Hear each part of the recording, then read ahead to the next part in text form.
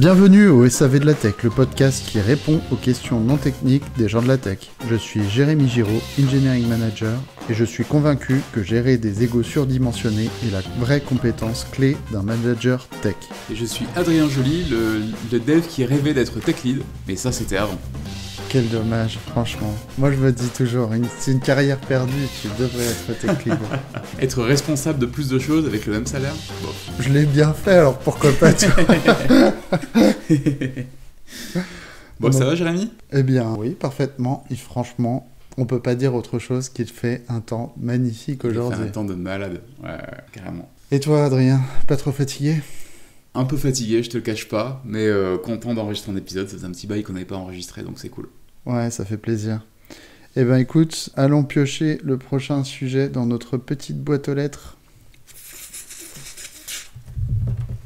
C'est bien, on va rajouter des bruitages maintenant.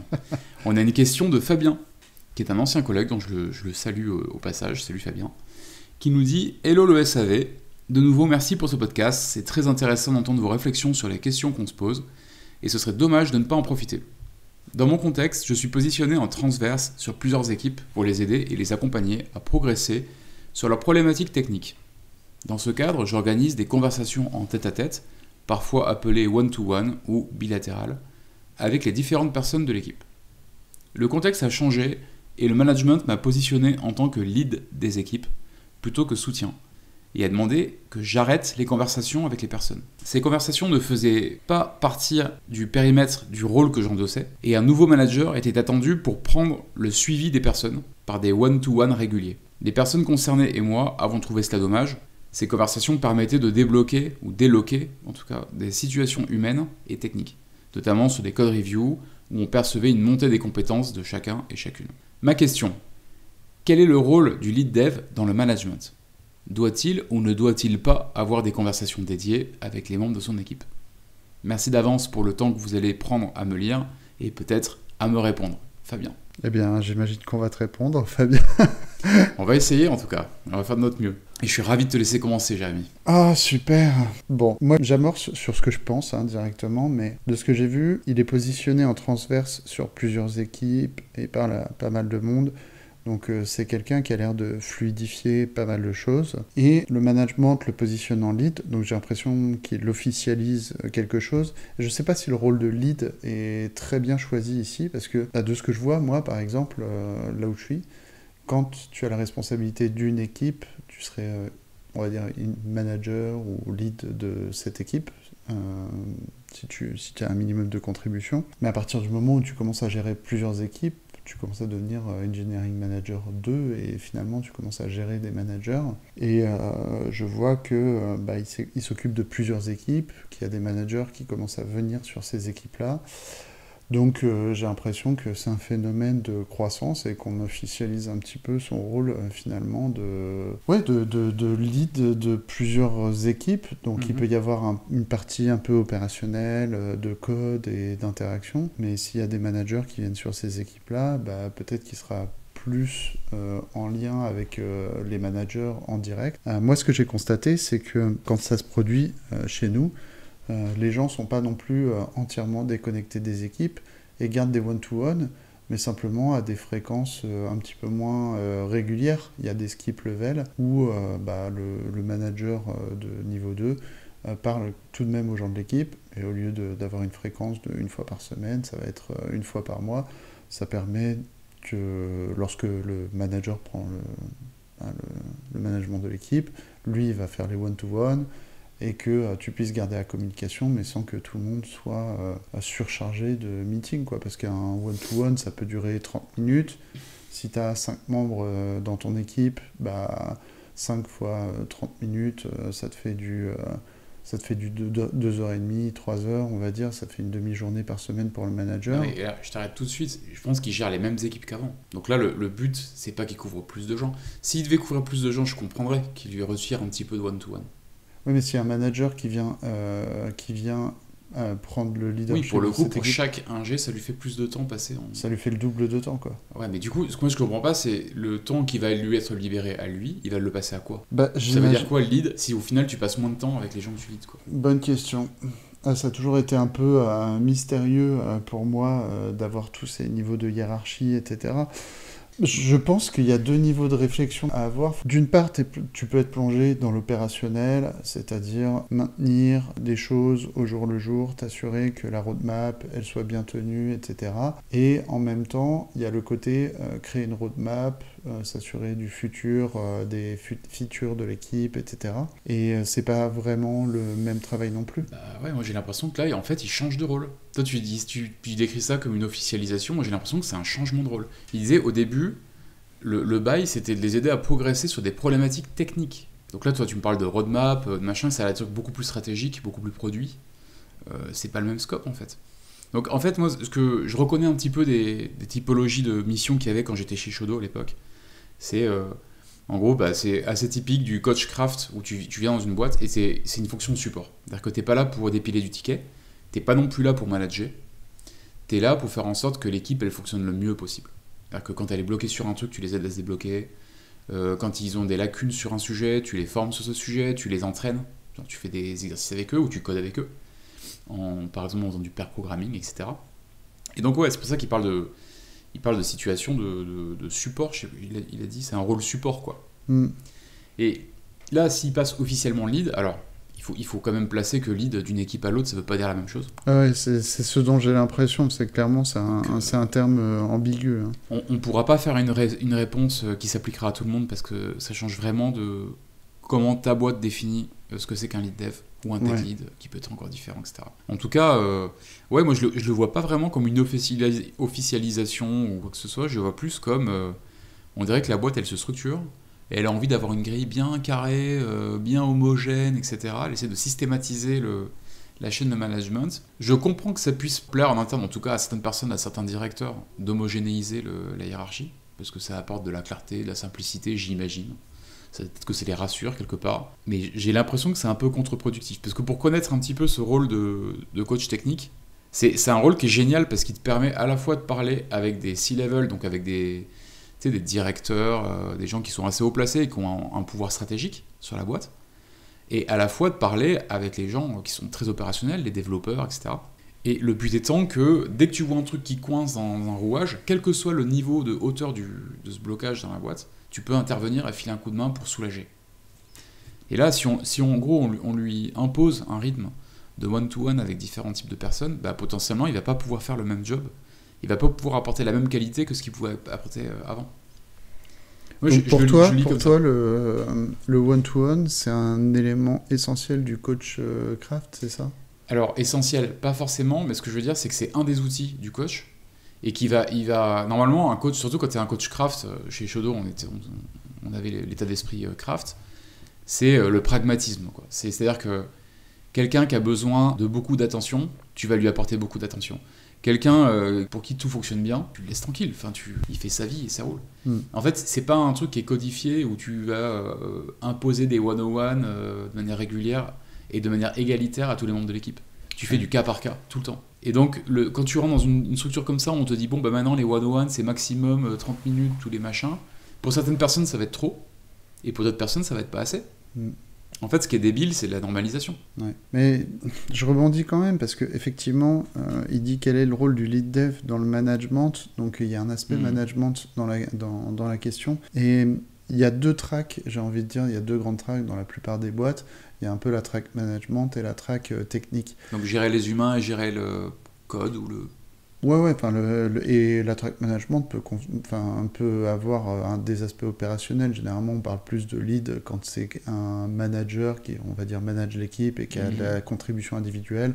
Jusqu'à un rôle full manager où il n'y a aucune contribution individuelle. Et du coup, c'est quoi la différence entre un manager et un lead chez toi ? Bah pour moi, le manager n'a plus aucune contribution individuelle, on peut dire, quoi. Ok. Alors qu'un lead, si. Il fait partie de l'équipe de développement. Ouais, c'est il ça, code il avec peut les autres. Et du coup, elle s'arrête où la ligne en termes de leadership ou de management ? Comment on sait sur qui la responsabilité retombe pour tel ou tel... les deux sont le même rôle, entre guillemets, sauf que j'en appelle un manager lorsque la personne n'a plus de contribution individuelle. Mais pour moi, je dirais un team lead et un manager, c'est un peu la même chose. Et dans une équipe, t'as soit l'un, soit l'autre ? Ouais. Tu vois, quand Ah. j'étais chez... je peux dire le nom, on s'en fout. Quand j'étais chez Algolia, il y avait, dans une même équipe, tu avais un manager et un tech lead. Et donc là, il y avait vraiment un partage des responsabilités. Ouais, mais du coup, du coup, le manager fait que du people management et le tech lead fait que du lead technique. Et c'est un peu les deux tracks que je voulais évoquer, parce que t'as le côté lead qui peut être un peu les deux, on va dire, quoi. Mais ça peut être difficile quand on passe, on va dire, à l'échelle. Mais par contre, t'as l'autre track qui n'est pas celle du management, on va dire. Généralement, c'est la track, on va dire, technique dans une boîte. Généralement, après senior, on ne sait pas trop ce qu'il y a dans la plupart des petites boîtes. Ouais. Mais après, il y a staff principal et compagnie. Mais... J'ai eu la chance d'être exposé à des gens qui ont ce niveau dans la boîte dans laquelle je suis. Et en fait, c'est technique, mais c'est effectivement du leadership. Alors, tu n'as pas les responsabilités de people management, etc. Mais tu es là pour être effectivement en support des gens qui font du leadership, alors soit des managers purs, pour les soutenir au niveau technique et faire le lien entre vraiment le côté, on va dire, roadmap, j'ai besoin de faire ci ou d'accomplir cela, etc. Et de s'assurer de la consistance technique de ce qu'on va faire. Okay. Et c'est aussi bien que pour un team lead, tu vois, qui doit faire le grand écart entre le people management, le code et ce genre de choses, cette personne-là va faire le grand écart entre... vraiment entre le leadership et les trucs vraiment bas niveau de l'équipe. Okay. En fait, il y a vraiment plusieurs types de staff différents et il y a de très bons livres qui parlent de ça. Donc, je t'inviterai à les rechercher. Je pourrais donner un lien pour que tu le postes lorsqu'on postera l'épisode. Ouais, renseigne-toi peut-être sur ce qu'est un staff, parce que je pense que ça peut être intéressant comme voie à explorer.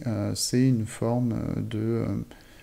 leadership qui n'est pas sur la track management mais sur la track technique, et c'est toujours des postes qui sont un peu ambigus, et c'est à toi de trouver les bons outils, j'ai envie de dire, quoi. Donc ta proposition à Fabien, c'est de dire plutôt que d'être entre guillemets en lead des équipes, parce que c'est même pas un nom de rôle, si on lui a dit lead dev, voilà, c'est qu'en fait il propose de prendre plutôt un rôle de staff engineer qui serait peut-être plus proche de ce qu'il faisait avant. Pareil, on a discuté avec des collègues il y a pas longtemps. Staff d'une boîte à l'autre, ça veut pas dire du tout la même chose d'une boîte à l'autre. Donc en fait, au-delà du titre, je pense qu'il faut se poser avec eux et réfléchir à quel est l'apport qui est attendu de sa part, et quel est le ou les formats sous lesquels il va opérer, en fait. Est-ce que c'est majoritairement écrire du code ? Est-ce que c'est majoritairement être en support de développeurs quand ils ont besoin, donc être invoqué à la demande ? Est-ce que c'est de venir se mettre son nez et trouver des problèmes et filer un coup de main ? Enfin...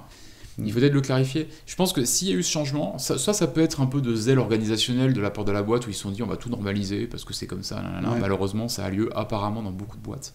Ou soit tout simplement c'est parce qu'ils n'ont pas très bien compris ce que faisait Fabien dans cette boîte. Ils n'ont peut-être pas vu en fait les atouts que ça apportait. Donc il y a peut-être une discussion à avoir avec les gens qui ont pris cette décision pour mettre sur la table quel a été l'impact de passer du temps avec les développeurs, quelle situation ça a permis de unlock, et mettre ça en contraste avec le rôle qu'on lui accorde maintenant, et lui dire tu vois, si tu me limites à un 101 par mois par personne, la situation que j'ai unlockée il y a un mois, j'aurais pas pu la unlocker dans le scope de responsabilité actuelle, en fait. Ouais.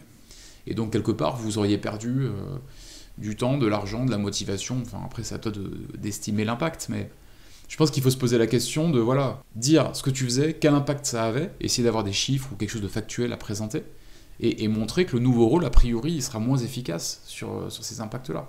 Ouais. Si c'est en tout cas sa croyance. Moi, en tout cas, ça ne m'étonnerait pas, à le lire, ça ne m'étonne pas que ce soit frustrant pour lui, et que surtout, ce soit même moins efficace pour la boîte, ce changement de rôle. Ouais.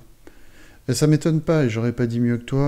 En réalité, quand on y pense, effectivement, le rôle est blurry, le mot il est vraiment ambigu. Ça a été décidé par quelqu'un ou par plusieurs personnes.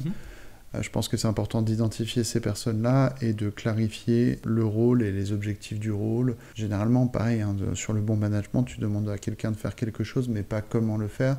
Donc si les 101 sont des éléments importants de son travail, c'est à lui de décider de les mettre en place ou pas, et qu'il ait cette discussion-là et qu'il pose des bases clairement avec les personnes qui ont décidé les choses. Effectivement, comme tu l'as dit, je le répète, je fais que de la répétition, Mais s'il a des éléments factuels pour venir étayer ses arguments, c'est encore mieux. Mais je Ça, pense c'est pour clarifier son approche. Et pour clarifier les attentes de la boîte vis-à-vis de lui, ça peut être pas mal aussi de demander des KPI. Sur quoi il va être évalué, en fait. Ouais. Est-ce qu'il va être évalué sur le turnover, donc le fait que les gens restent autant que possible dans la boîte? En fait, plus tu arriveras à rapprocher ta manière de travailler avec en quoi ça a un impact sur tel ou tel KPI, plus tu arrives à convaincre les gens qu'il faut qu'ils te laissent faire avec ta façon, quoi. Ouais. Après, c'est un exercice qui doit pas être évident à faire. Je me souviens pas avoir eu besoin de le faire. Ouais. Mais à mon avis, c'est là-dessus que tu vas être jugé. Tu parles avec un directeur qui est en train de faire une réorg. Si tu n'arrives pas à créer le lien entre ce que tu proposes en termes d'action et les objectifs de la boîte, c'est compliqué. Désolé, je suis peut-être coupé sur un... Non, pas du tout, mais je répétais juste ce que tu disais à ma manière, mais voilà. En tout cas, il y a le livre dont je parlais, je viens de chercher à l'instant, c'est Staff Engineer, Leadership Beyond the Management Track. Donc, si tu as l'occasion, n'hésite pas à y jeter un œil. Moi, à l'époque, on m'avait recommandé de lire The Manager's Path aussi, de Camille Fournier. Ouais. Il me semble que c'était pas mal. Après, je ne l'ai pas comparé avec d'autres livres, donc ça avait du sens quand je l'ai lu. Est-ce que c'est encore d'actualité? Est-ce qu'il y a de meilleures approches depuis? Je sais pas. Ouais. Il y a de très bons livres sur le côté leadership. Je sais pas si tu avais d'autres éléments, mais en tout cas, moi, Non, c'est bon. Ok. J'ai envie de dire bon courage à Fabien. Ça n'a pas l'air très rigolo quand on t'impose un rôle comme ça. Ouais, mais je pense que si c'est fait de cette manière-là, il y a quand même une certaine confiance qui t'est accordée. Donc vas-y avec confiance, je pense que les gens ils aiment ce que tu fais. Clarifie au maximum, arrive avec des éléments factuels et ça va bien se passer. En tout cas, c'est ce qu'on te souhaite. Ouais, c'est ce qu'on te souhaite et puis n'hésite pas à nous dire comment ça s'est passé justement, ça nous intéressera d'avoir des retours de ta part. Carrément. Et puis pour les autres, on est toujours ravis de répondre à vos questions. Donc pour nous les envoyer, c'est facile, il faut aller sur notre site lesav.tech où vous trouverez un formulaire dans lequel vous pourrez exposer votre question, partager votre nom ou vous donner un pseudonyme si vous préférez. Si vous préférez, vous pouvez également nous les envoyer via nos réseaux sociaux. On est sur Twitter, j'ai un compte Blue Sky que j'alimente de plus en plus maintenant. LinkedIn, enfin ce que vous voulez, quoi. Trouver un moyen. Et on sera ravis d'essayer d'y répondre lors d'un prochain épisode du SAV de la Tech. L'amenez pas dans nos boîtes aux lettres, ce serait creepy par contre. J'avoue qu'il ferait ça. Tu dis trouver un moyen. Signé avec une tache de sang, tu sais. Bon, en tout cas, merci Adrien pour cet épisode et merci à vous, auditrices et auditeurs, et à bientôt pour le prochain épisode. Ciao. Merci, à plus, ciao.